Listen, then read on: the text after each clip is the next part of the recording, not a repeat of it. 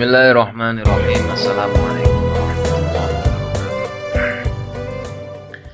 Ila hadratin Nabil Mustafa Rasulillah Muhammad sallallahu alaihi wasallam wa ala alihi wa azwajihi wa dzurriyyatihi wa ahli baitihi wa jami'i sahabati wa tabi'in at-tabi'in alladhina yattabi'una bi ihsanin ila yaumiddin.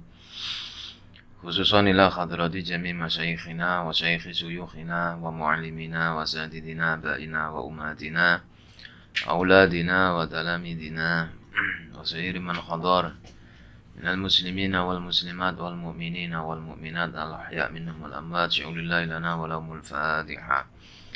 أعوذ بالله من الشيطان الرجيم. بسم الله الرحمن الرحيم. الحمد لله رب العالمين الرحمن الرحيم مالك يوم الدين إياك نعبد وإياك نستعين اهدنا الصراط المستقيم صراط الذين أنعمت عليهم غير المغضوب عليهم ولا الضالين آمين.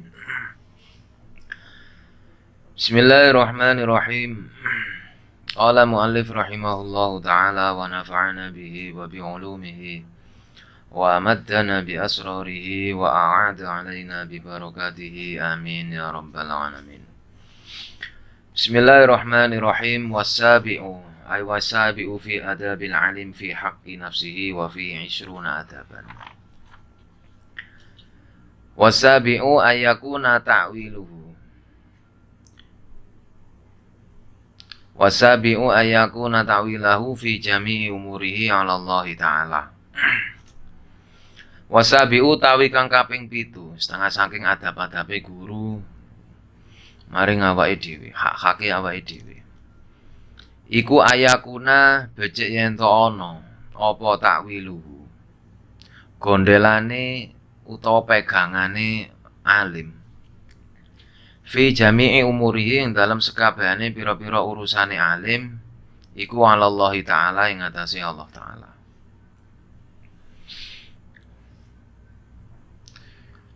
Wasaminu tawi kang kaping 8 iku Allah ya ja'ala yen ta ora ndadekno sapa alim ilmahu ing ilmune alim.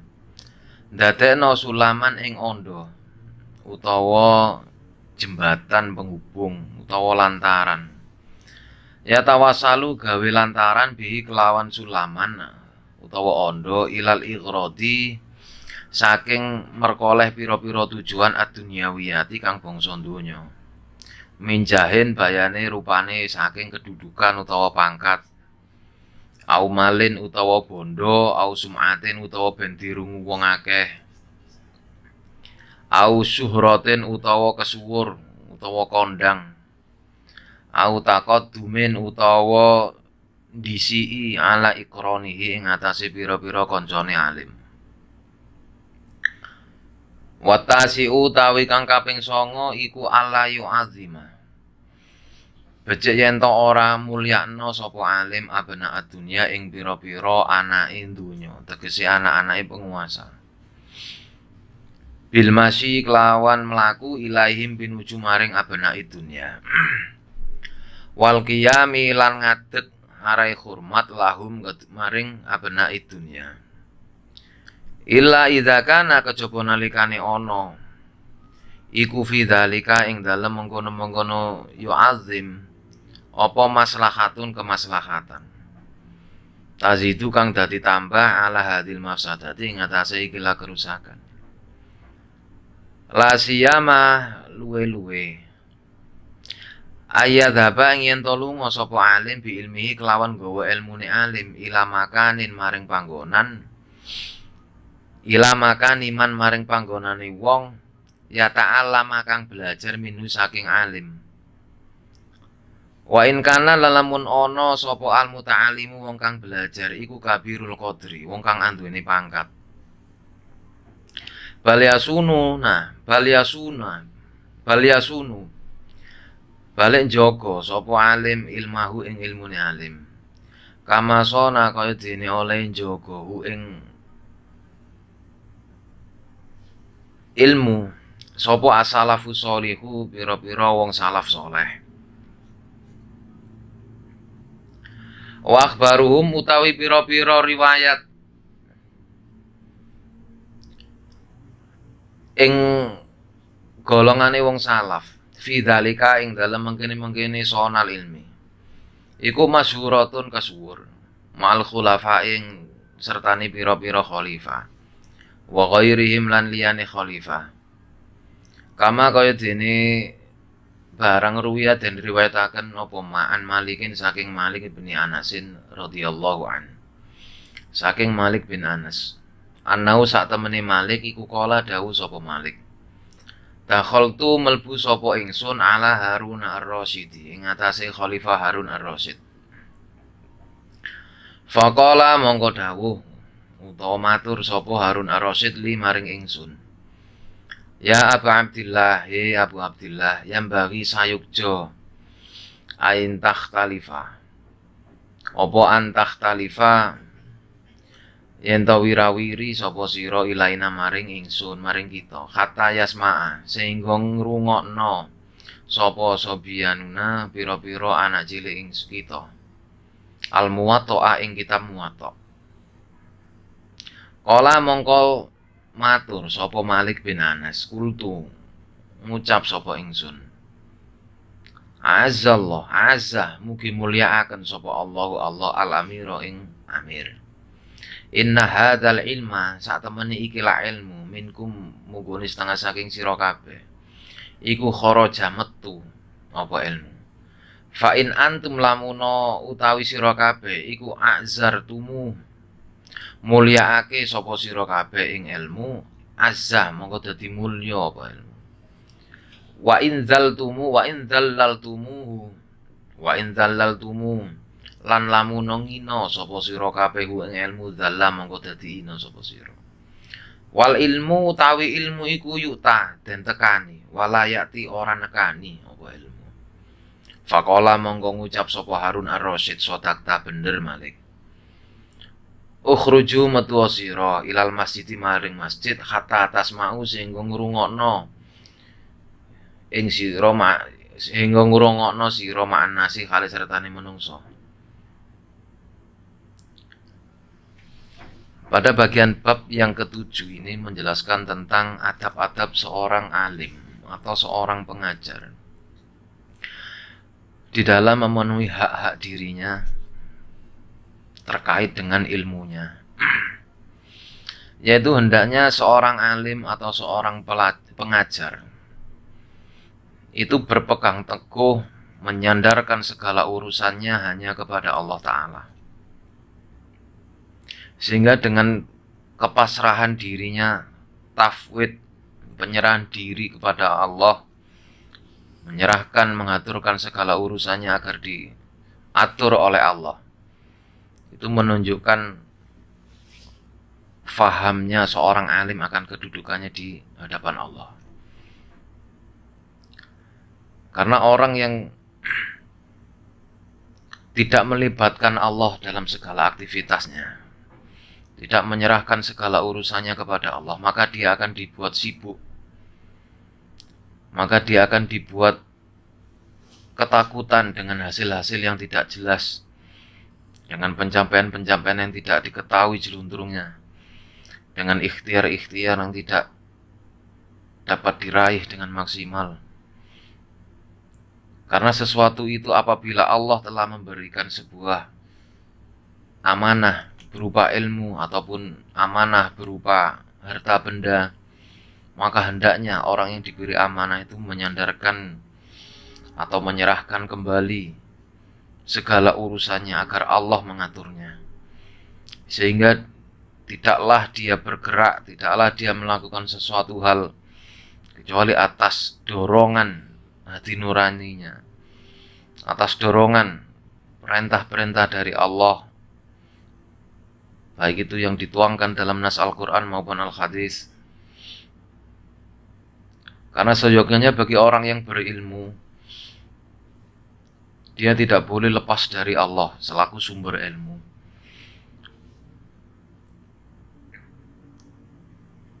Makanya dalam satu kitab disebutkan min alamatil i'timadi 'alal amal nuqsanir raja' inda wujudiz zalal.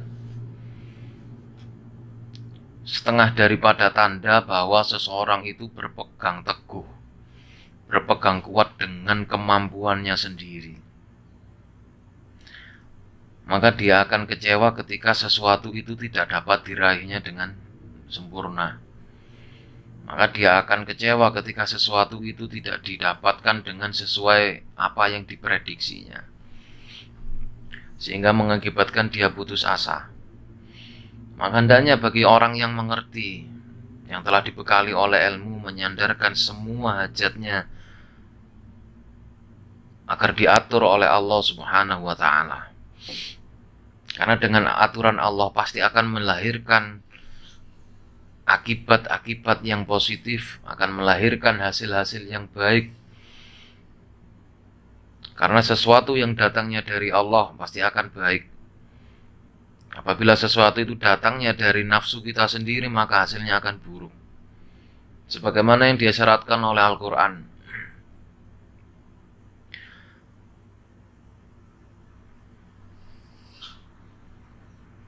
bahwa apapun yang datang berupa kebaikan-kebaikan, itu pada hakikatnya adalah datang dari Allah Ta'ala.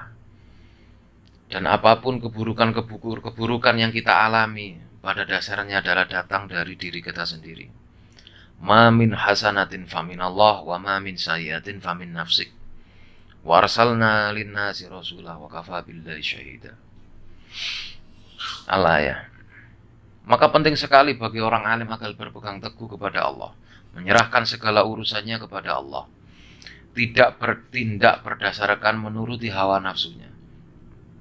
Karena inilah etika yang harus dipegang kuat oleh orang alim, etika yang dipegang kuat oleh seorang pengajar ataupun pendidik, agar dia menjadi sandaran, menjadi ibroh, menjadi teladan bagi anak didiknya, menjadi tolak ukur dalam beramal bagi para muridnya, sehingga jadilah dia guru yang benar-benar sesuai dengan apa yang diisyaratkan oleh Rasulullah Shallallahu Alaihi Wasallam. Kemudian yang kedelapan, hendaknya bagi orang yang berilmu itu tidak menjadikan ilmunya tangga atau sarana untuk memperoleh duniawiyah, baik itu berupa kedudukan, harta benda, ketenaran, biar didengar orang, atau untuk mengalahkan kawan-kawannya yang lain, sehingga ia dipandang sebagai orang hebat. Maka hal-hal seperti ini hendaknya bagi orang alim ataupun seorang pengajar harus dihindari. Karena ilmu itu adalah cahaya, dan cahaya Allah tidak akan diberikan kepada orang yang bermaksiat. Karena kalau kita ilmu itu kita jadikan sarana untuk meraih kenikmatan-kenikmatan dunia, untuk memperoleh kemuliaan di mata manusia, untuk mendapatkan apa yang kita inginkan dari popularitas, ketenaran, didengar orang, dicap sebagai orang hebat, maka semuanya itu tidak ada nilainya di hadapan Allah Subhanahu wa ta'ala. Maka hendaknya seorang alim mempunyai sifat warok, mempunyai sifat zuhud, menghindari ketenaran. Karena dalam hadis telah disebutkan, laisa minna man ahabba syuhrah, bukanlah termasuk golonganku orang yang menginginkan ketenaran. Maka bagaimana dengan para ulama yang menjadi tenar?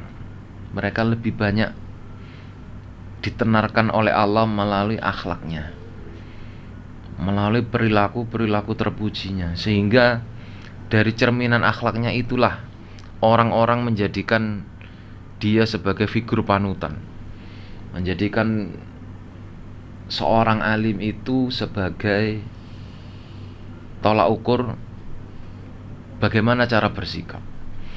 Akhlaknya menjadi cermin keteduhan hati mereka. Ketika mereka mengingat wajah orang alim itu, hatinya menjadi tenang. Sikap-sikapnya sangat menginspirasi bagi orang lain. Makanya dalam satu riwayat dalam kitab Al-Mustadraknya Al-Hakim itu disebutkan, sekali-kali kamu tidak akan bisa memikat hati orang lain dengan hartamu. Kata Rasul, tapi pikatlah mereka dengan akhlak-akhlak terpujimu.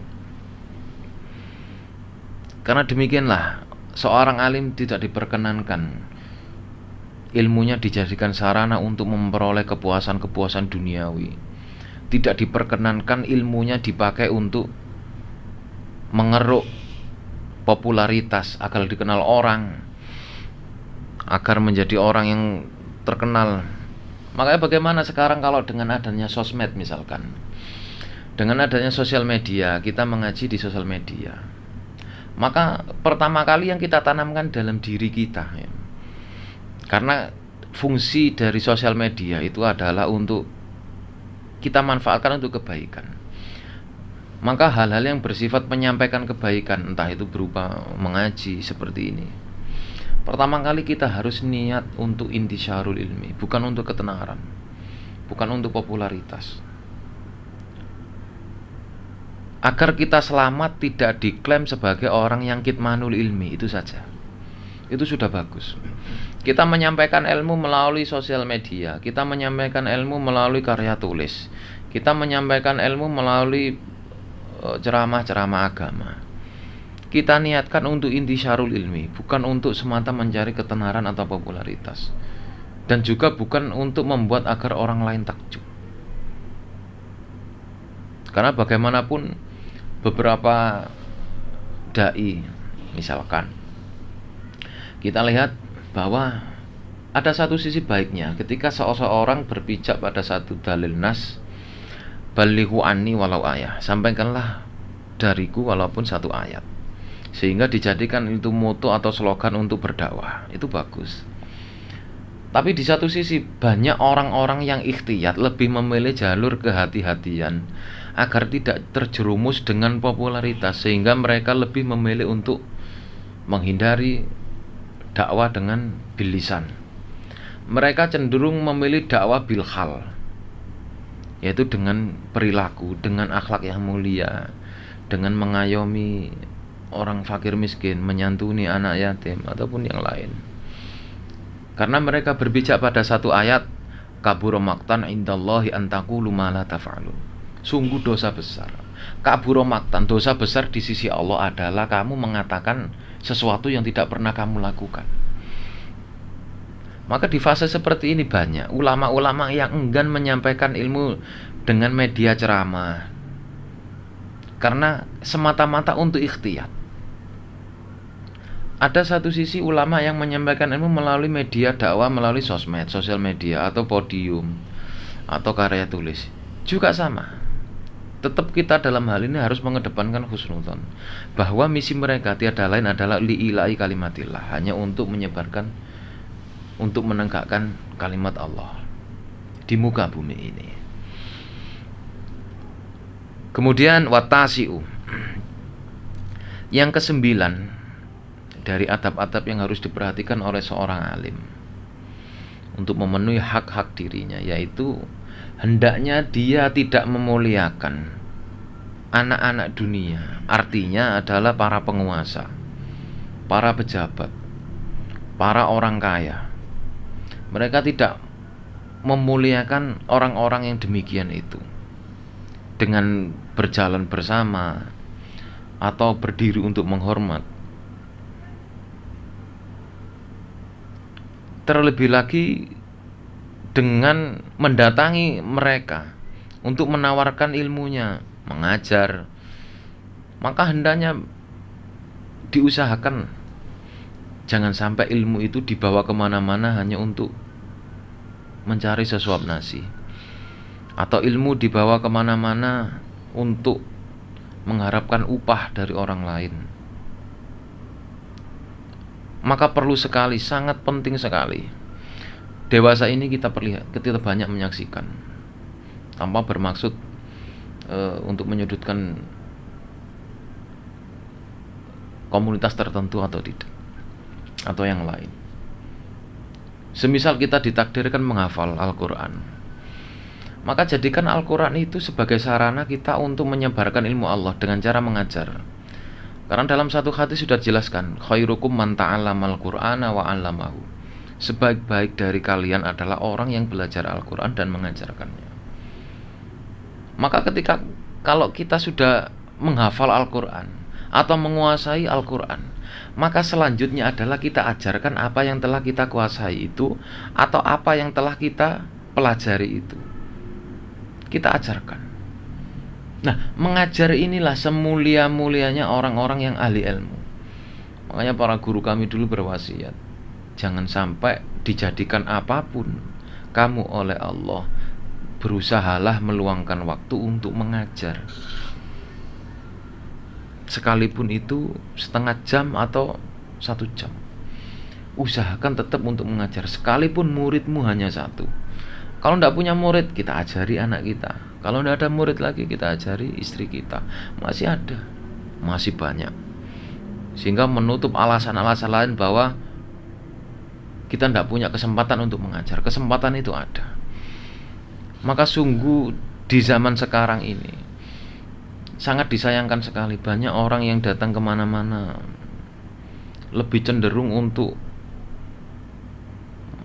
meraup rupiah, hanya melulu mengandalkan ngaji tanpa mau mengajar.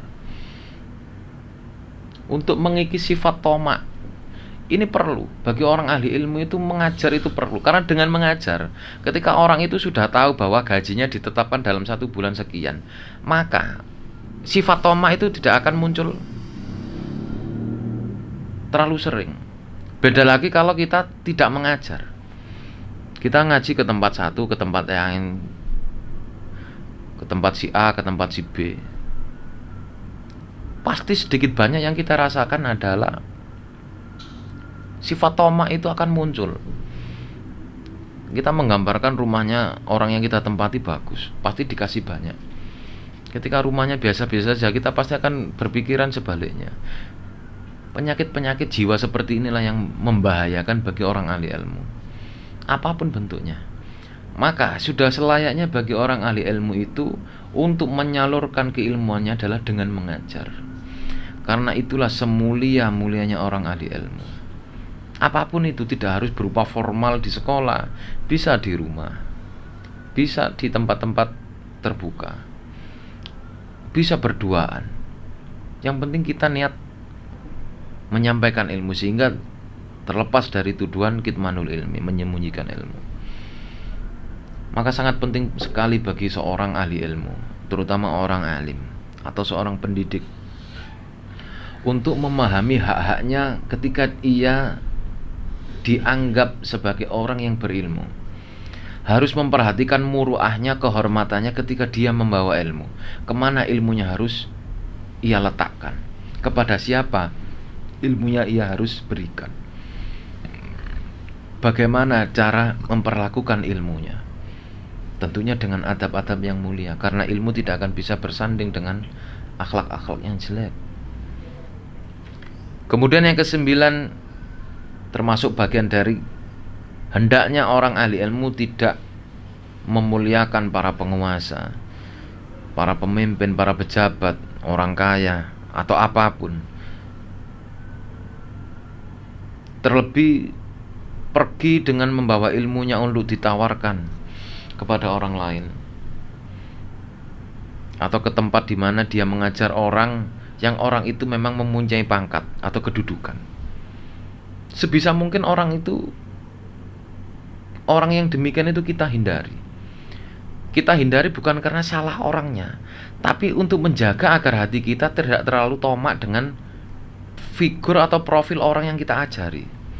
Semisal kita mengajari anaknya orang gak mampu dengan anaknya orang kaya, maka sedikit banyak persepsi kita, perlakuan kita terkadang itu berbeda. Nah, ini bahayanya di sini. Maka harus diperhatikan bagaimana gerak-gerik hati kita ketika mengajar.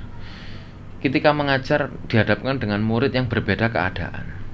Yang satu anak orang kaya, yang satu anak orang biasa, yang satu anak orang terpandang, yang satu tidak. Kesan hati kita ketika mengajar itu seperti apa? Kalau terjadi pembedaan dalam pelayanan mengajar, maka hendaknya waspada. Karena pengkhianatan terhadap ilmu itu banyak sekali bentuknya. Karena pengkhianatan terhadap ilmu itu banyak sekali bentuknya.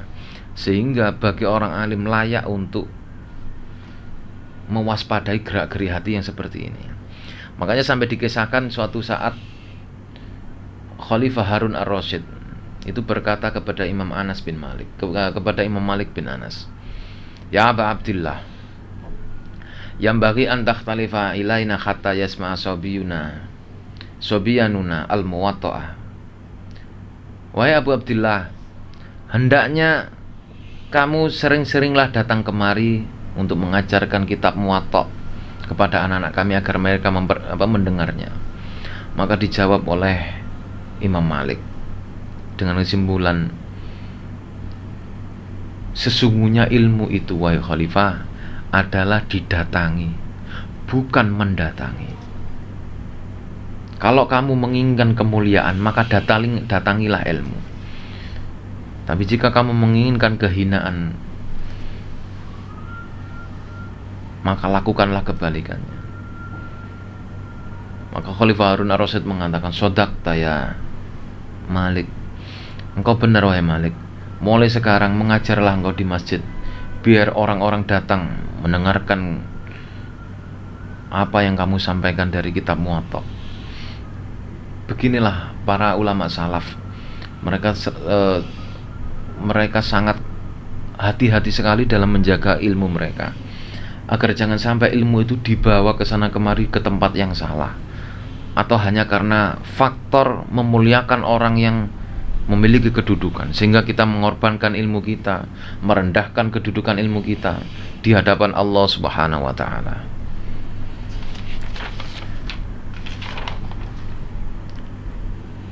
Wa qala az-Zuhri, hawanun bil ilmi ayahmilahul alim ila baitil muta'allim, wallahu a'lam bissawab. Rabbi fanfa'na bibarakatihim wahdinal husna bihurmatihim wa amitna fi tariqatihim wa muafatihim minal fitani. Rabbi fanfa'na bibarakatihim wahdinal husna bihurmatihim wa amitna fi tariqatihim wa muafatihim minal fitani. Rabbi fanfa'na bibarakatihim wahdinal husna bihurmatihim wa amitna fi tariqatihim wa muafatihim minal fitani. Bismillahirrahmanirrahim. Allahumma inni astaudi'uka ma 'allamtanihi fardudhu ilayya 'inda hajati ilaihi. Allahumma inni astaudi'uka ma 'allamtanihi fardudhu ilayya 'inda hajati ilaihi. Allahumma inni astaudi'uka ma 'allamtanihi fardudhu ilayya 'inda hajati ilaihi wa la tansanihi ya rabbal alamin. Da'wahum fiha subhanakallahumma wa tahiyyatuhum fiha salam wa akhiru da'wahum alhamdulillahi rabbil alamin. Tsumma assalamu alaikum warahmatullahi wabarakatuh.